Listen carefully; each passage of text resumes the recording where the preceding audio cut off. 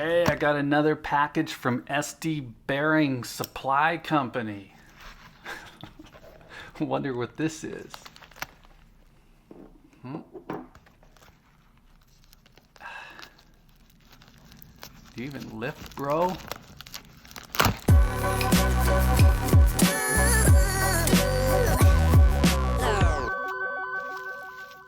So this one took a little while to come in. And that's my subtle way of saying I'm super smart and I bought on the dip. I mean, it really doesn't matter. I mean, it switched my purchase by maybe a week. And it wasn't a big purchase either way. I probably saved like $10. So this is a 1/4 ounce American Gold Eagle. Everybody has seen this coin before. I like it for a few reasons. It's a large enough size that I can get excited about it. It's large enough that I feel like it's making a dent in my goals. I'm making progress. I'm working towards something, and it's not so big that it adds stress. I can buy these monthly. And this package just kind of sat around for a while. I had a plan to do a video. I've had a few people ask for something specific. Yeah. You can tell that I'm not getting to the gym as much as I should lately. These lockdowns are killing me. Okay, there it is. So the idea was, what would you tell a millennial to make them consider buying gold?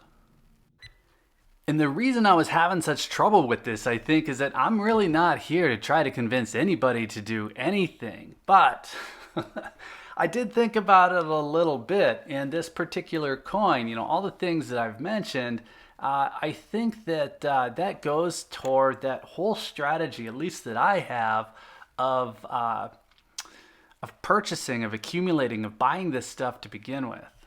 And don't worry if you didn't catch them, because I wrote them down so I could come back to them. The first thing that I was thinking of is that really you need to know what you're working toward, right? You need to have a goal.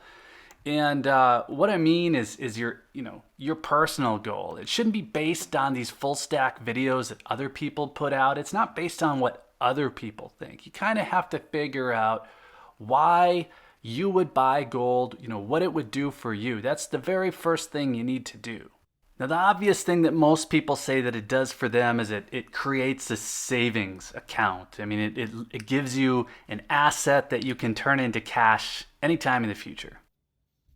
And then the next thing I would say is do what makes you happy. I mean, do you enjoy it? Are you excited when your gold shows up? Do you prefer silver? I don't know. What I do know is saving money is not fun, right? We're delaying gratification. And that is not an easy thing to do. And the third thing I would say is don't let this add stress. I mean, the whole reason we do this is to create a safety net. I mentioned that 1/4 ounce Eagle wasn't a stressful purchase to me, but I mean, it might have been a few years back. Maybe a 1/10 ounce is the way to go. Maybe it's that Silver Eagle. There are a lot of people out there right now telling you to buy right now or simply adding pressure that you don't need. I mean, cut them out. I've been talking about this coin a lot, this 1 ounce American Gold Eagle, and how maybe it's the right coin for investment purposes. And if you know nothing about gold and gold coins, I mean, just use that as your baseline. If you're here in the United States, that American Gold Eagle, that's the most liquid possible coin. And that 1 ounce size has the lowest premium. All the fractional coins I've showed up to now, they have a higher percentage of premium. I think the first thing anybody should do is talk to a local coin shop. Go see the coins. This is a Buffalo. It's another great option. You should understand the difference between 24 karat and 22 karat coins. Here's another 24 karat coin, the Canadian Maple Leaf, another fantastic option. Just don't go shop the internet for the prettiest coin you can find, because those are the ones that will sting you. Now, if you're already buying gold, if you already have gold, if you've been doing this for a while and you've come to the conclusion that one of these coins is not the one for you, you like something altogether different, knock yourself out. But if you're a brand new stacker, gold is not gold. Just don't take that advice from people and you'll be fine. And the reason I mentioned that is there's a different implication when you go to sell coins that aren't as popular as others. And if you're just getting started, you don't want to load up on random pieces of gold that you know nothing about. So give me a chance here. A very interesting thing to me is that there's almost like a line where if you're above a certain age, you like gold, and if you're younger than that age, you like cryptocurrency, digital currencies, Bitcoin, whatever. And the interesting thing to me personally, and I don't know, maybe I'm right on that line because the two are actually very similar. So if you know what you're doing with cryptocurrency, it's a very similar idea buying gold and vice versa. You know, if you've been buying gold for a long time, a lot of the qualities that you're going after with that gold are there in these digital currencies as well.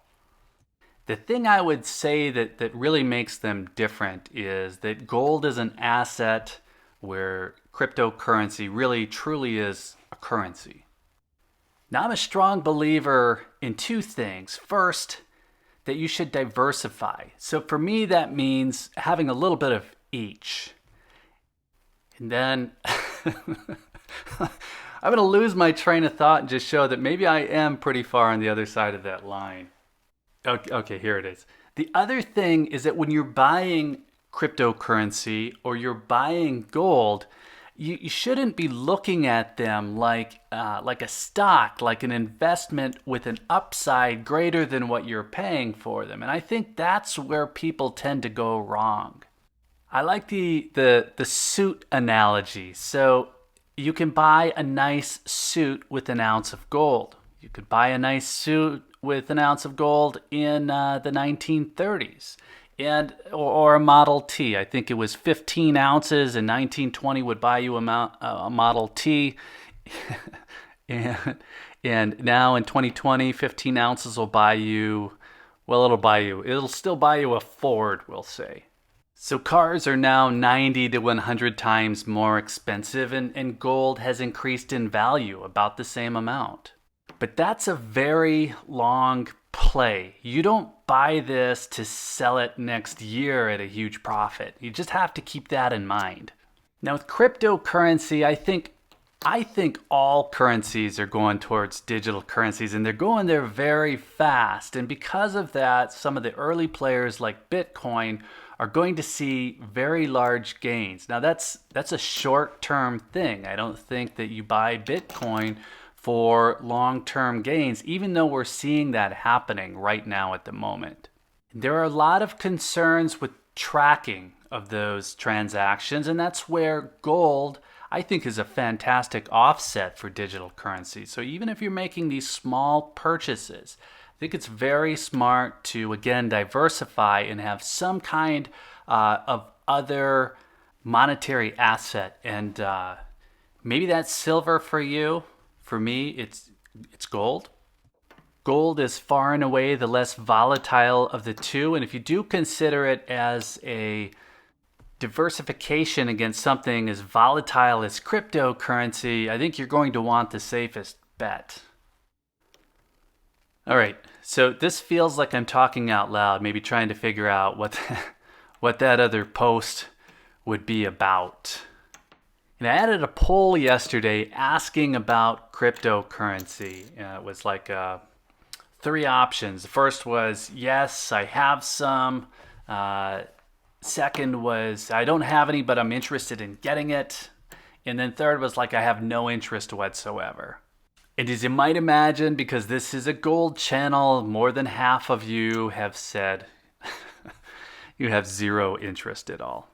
Now, coincidentally, this American Gold Eagle was purchased with Bitcoin. I bought it from SD Bullion using my Coinbase account. And that's really just another example of how digital currencies are becoming more and more mainstream. And as they do, I think it's more important to have something like gold or similar assets outside of the system. So do me a favor. It doesn't matter if you're on the digital currency side looking at gold, or you're on the gold side looking at digital currencies, or if you're one or the other and you really want nothing to do with the other. I'm just curious to know what you're thinking. Let me know in the comments where you see this going and kind of how you're using it. And then if you have any advice that you would give to somebody, potentially a younger person who's not convinced on the benefits of gold, let us know that too. Because I feel like I'm missing an important point and I can't do that post. I mean, maybe I have to compare it to V-Bucks or something. See, that's a Fortnite thing, and I probably just pissed off an entire generation of humans. So I watched one of those YouTube expert videos a while back, and he said that your first 50 videos are going to suck regardless. So on the upside, these things are going to get better. But on the downside, you got like 15 videos to go. So sorry, and thank you.